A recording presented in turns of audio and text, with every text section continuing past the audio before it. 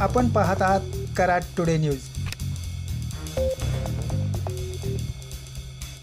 पुणे बेंगलोर महामार्गावर मलकापूर येथे डेबेवाडी फाटा ते खरेदी विक्री पंप दरम्यान उड्डाणपुलाखालील दुभाजक व गटर बांधणी सुरू करण्यात आली आहे।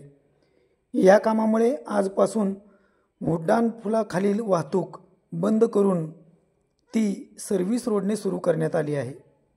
त्यामुळे या परिसरात उड्डाणपुलाच्या पिलर क्रमांक 57 ते खरेदी विक्री खत कारखाना दरम्यान असणाऱ्या सेवा रस्त्यावर कोणतीही वाहने पार्क करू नयेत असे आवाहन DP जैनच्या सुरक्षा विभागाने केले आहे।